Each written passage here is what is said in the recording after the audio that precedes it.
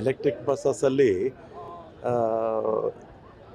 ಕೆಲವಾಗಿದೆ ಕೆಲವಾಗಿದೆ ಅವ್ರಿಗೆ ಇನ್ಸ್ಟ್ರಕ್ಷನ್ಸು ಕೊಟ್ಟಿದ್ದೀವಿ.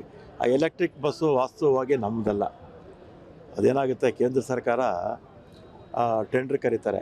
ಟೆಂಡ್ರ್ ಕರೆದಾಗ ಏನಾಗುತ್ತೆ, ನಮ್ಮಲ್ಲಿ 4 ಕಂಪ್ನಿ ತೊಗೊಂಡಿದ್ದಾರೆ.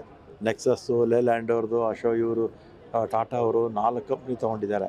ಬಸ್ ಅವ್ರದ್ದೇ, ಡ್ರೈವರ್ ಅವ್ರದ್ದೇ, ಮೈಂಟೆನೆನ್ಸ್ ಅವ್ರದ್ದೇ, ನಮ್ಮದು ಕಂಡಕ್ಟ್ರು. ಕಿಲೋಮೀಟ್ರಿಗೆ ಇಷ್ಟು ಅಂತ ಕೊಡ್ತೀವಿ.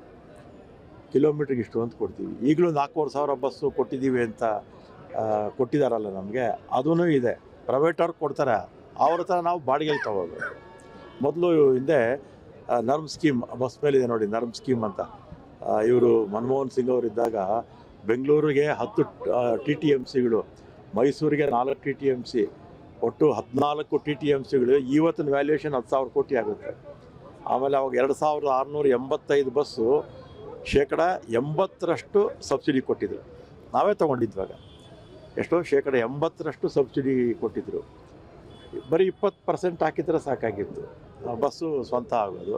ಈಗೇನಾಗಿದೆ, ಕೇಂದ್ರ ಸರ್ಕಾರದ ನೀತಿ, ದೇಶದ ಎಲ್ಲ ಭಾಗದಲ್ಲೂ ಕೂಡ ಸುಮಾರು 10,000 ಬಸ್ಸಸ್ ಅವರು ತಗೊಂಡು ಈ ರೀತಿ ಕೊಡ್ತಾ ಇದ್ದಾರೆ.